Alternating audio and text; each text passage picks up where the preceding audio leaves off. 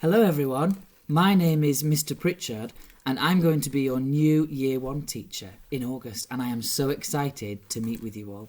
So I thought it would be a good idea to come along and read you one of my favourite stories. It's quite a sad story to start with, and then it ends on a happy note, which we all love. It's called The Bog Baby, and hopefully you haven't read it before. Shall we see what it's about?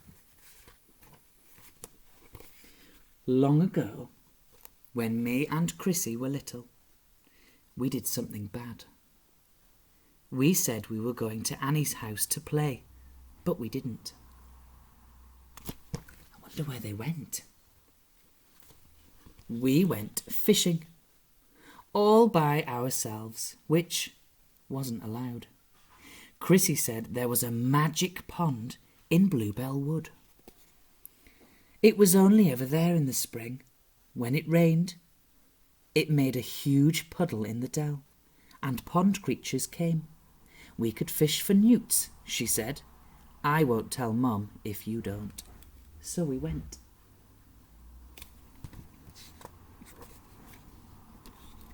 We found the pond. It was squelchy round the edge. The bluebells squeaked under our boots. We fished and fished, but we didn't catch any newts. We caught something much better. We caught a bog baby.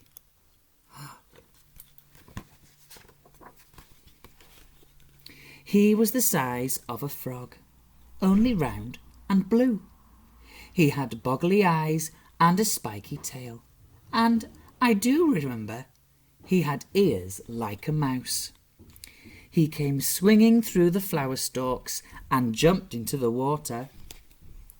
He floated up and down on his back and sucked his toes.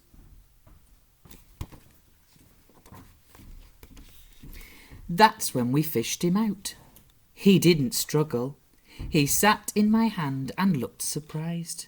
He was as soft as jelly. When we stroked him, he flapped his wings. They were no bigger than daisy petals. They seemed too small for him to fly.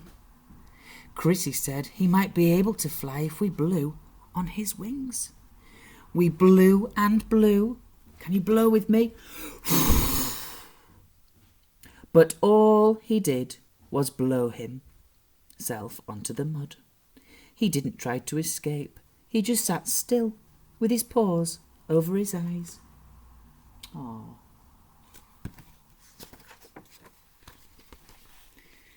We put him in a jam jar, took him home and hid him in the shed. Oh my goodness. He was our bog baby. He wasn't meant to be a secret. We wanted to show Mum, but we daren't. If we did, she'd know we didn't go to Annie's. Oh no. We made our bog baby a beautiful home in a bucket, gravel, shells and clean water. Whenever he saw us, he jumped up and down. We picked him up and played with him. He was very ticklish. We fed him on cake crumbs, and we loved our bog baby. I wonder if you'd love a bog baby. I think I would. Our friends loved him too. We sneaked him into school in a margarine tub. When the teacher wasn't looking, he played in the sandpit and even the water tray. In the afternoon, he slept in his tub on a piece of damp cotton wool. Chrissy made him a collar and a lead, and we took him out for walks in the field. Once, a crow nearly ate him, but we scared it away just in time. I wonder where they go next. We took great care of our bog baby. At least, we tried, but he got sick. He didn't jump up and down any more. He went pale and his wings drooped. He looked sad. We wouldn't touch He wouldn't touch his cake crumbs. We gave him all sorts, but he just spat them back out. We wanted to ask Mum for help, but we daren't, because of Annie. But the bog baby got thinner and thinner. He wouldn't walk on his lead anymore.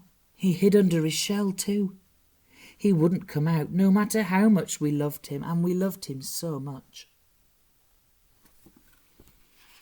Oh, can you see him there, look? He's hiding. Mum found us one day in the shed. Chrissy wouldn't say why we were crying.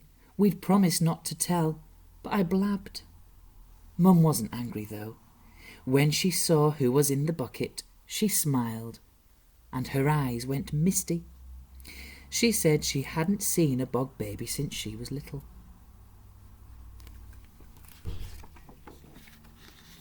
Please make him better, we cried. We love him so much. I know, she said, but the bog baby is a wild thing.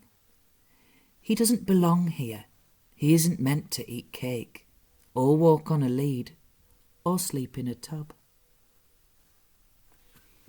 Where do you think he should be? By the pond. She picked up the bucket and we followed her out. If we really loved the bog baby, we had to do what was best for him, no matter how much it hurt us. That was real love, and that's why we let him go. Back to where he belonged, living in the wood, playing in the pond, sleeping in the damp leaves under the moon. We never saw him again. I think he grew up and had babies of his own. Last spring, my daughter found the magic pond, and guess who she saw? Ah, look at all those bog babies. Hundreds of bog babies swinging through the bluebells, catching flies, floating on their backs, sucking their toes. That's what she told me, and that's what I believe. And that's the end. I hope you liked that story. I know I did. I wonder if you could have a go at making and designing your own bog baby.